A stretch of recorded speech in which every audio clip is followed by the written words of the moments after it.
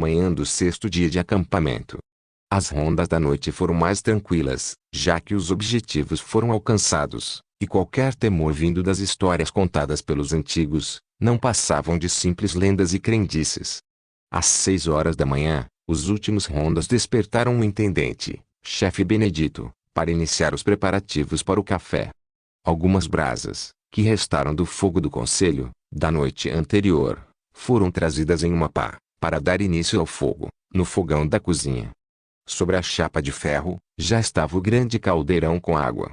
Alguma madeira seca, recolhida no dia anterior, foi colocada, no que seria o último fogo daquele acampamento. Enquanto a água aquecia, o intendente, auxiliado pelos dois últimos rondas, Ricardo e Cláudio, cortava os pães doados pelo Spasini, e colocava manteiga.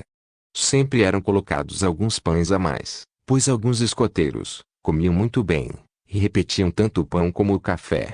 Também o café era da marca Tesouro, que havia sido doado pelo Celso Guimarães, proprietário da torrefação. Em Botucatu, ninguém tomava outro café. Aquelas atividades demoravam uns 40 minutos, e em seguida, o berrante tocou. Seria a última vez daquele som, pelo menos neste acampamento, que se tornaria inesquecível.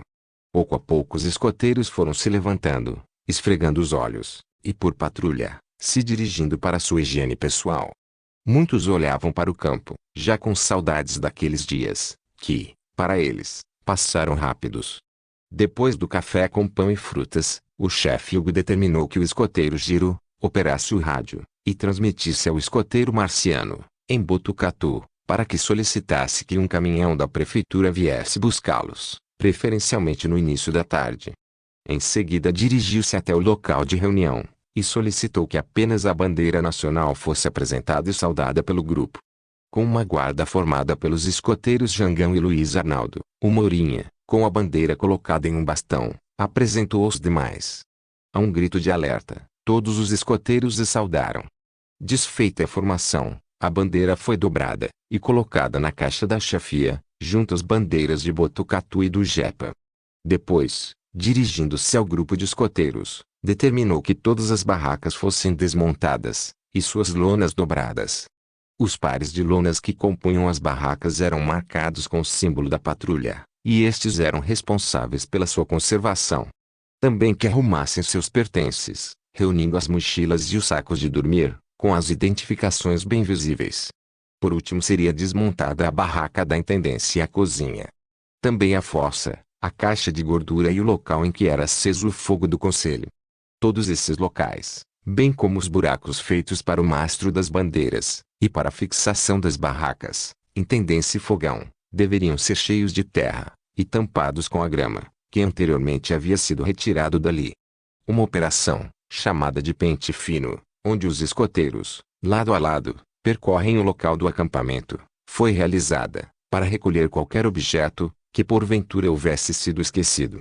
Com a limpeza total tendo sido concluída, foi pedido o desenho que o Pôncio havia feito, e com isso, as pedras e troncos retornaram aos seus locais de origem. Próximo ao meio-dia, o intendente distribuiu um lanche que havia preparado com antecedência. Como o acampamento havia terminado antes do previsto, cada escoteiro recebeu 2 pães, e as frutas que restaram. Mesmo assim, sobrou muito pão, já que os doadores eram muito generosos.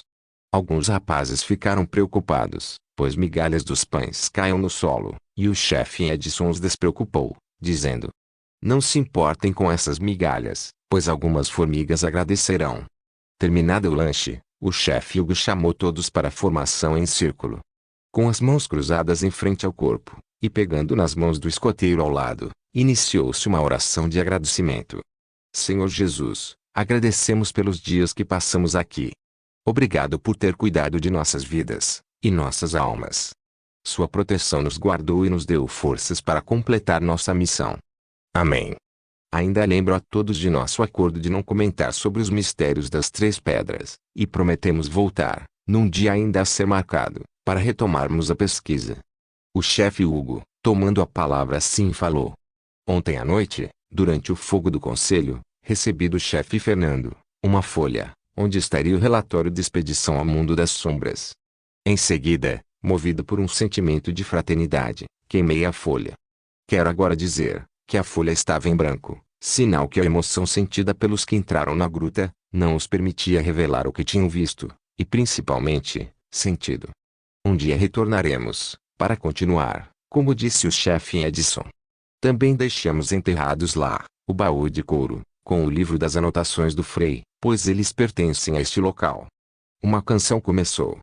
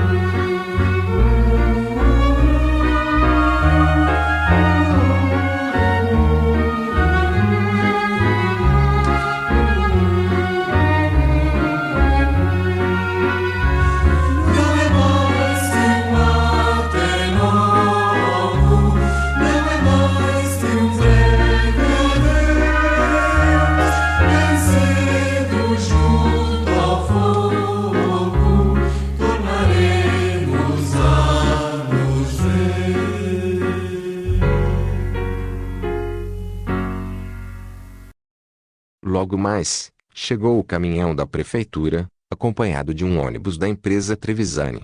Sabendo que voltaríamos naquele dia, o Tony Trevisani fez questão de vir nos buscar. Equipamentos no caminhão e escoteiros no ônibus. Assim foi nosso retorno para Botucatu. Ao passar por Anhumas, o chefe Benedito, que já havia conversado com o chefe Hugo, pediu para que o Tony parasse o ônibus frente a uma capelinha, ali existente. Com auxílio do Jorge e do Rubinho, deixaram um saco de pães, e outro de alimentos diversos, que não haviam sido consumidos no acampamento. O senhor que recebeu, disse que aquela ajuda havia chegado em boa hora, e que Deus os abençoasse. Como a viagem de volta era longa, alguns iniciaram a cantar.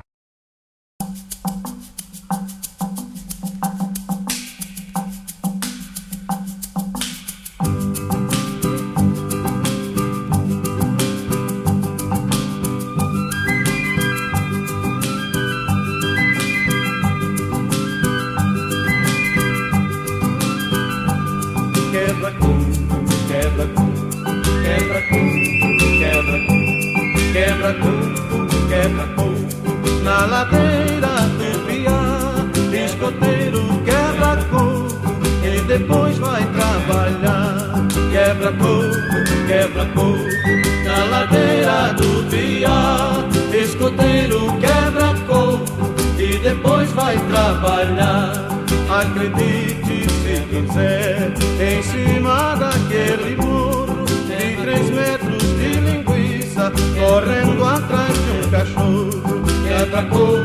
quebra-coco, na ladeira do Piá.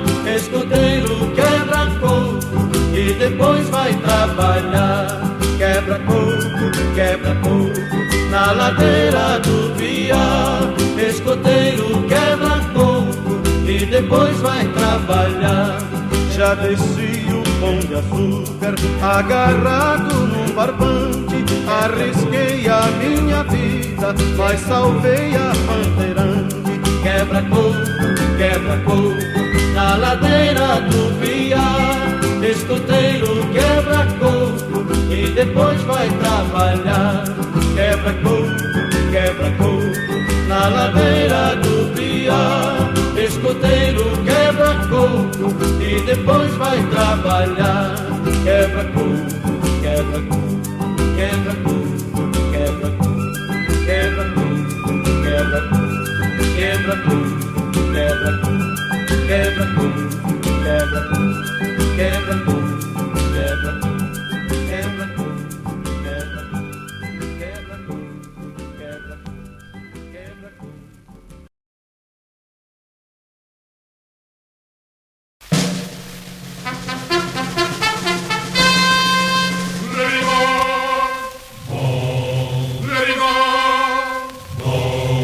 Vem correndo depressa, escoteiro, ajudar o cozinheiro a fazer um jantar supimpa, para zipum, zipum,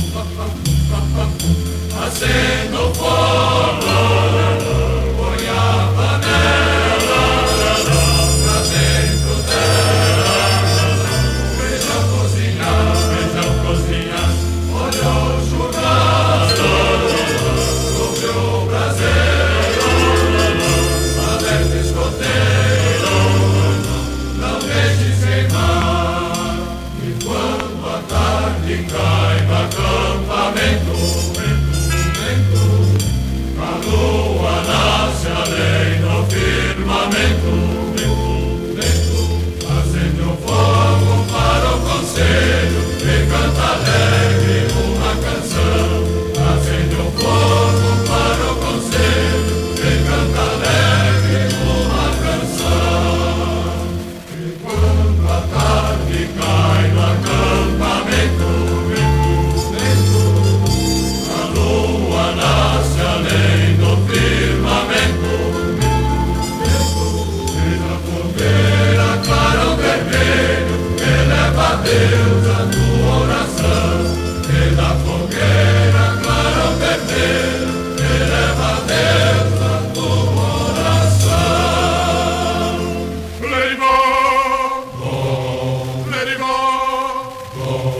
Vem correndo depressa, escoteiro, ajudar o cozinheiro a fazer um jantar supimpa, para zipum, zipum, a se ajudar, mas ele sempre o cozinheiro o prêmio dará, depois da janta, enquanto se canta, virão os premiados. Panelas da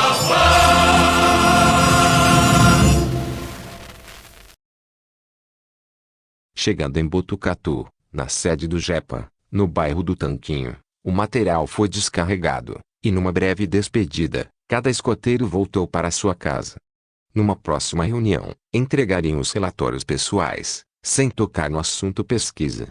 No domingo seguinte, apenas a chefia se reuniria, para organizar as atividades pós-acampamento.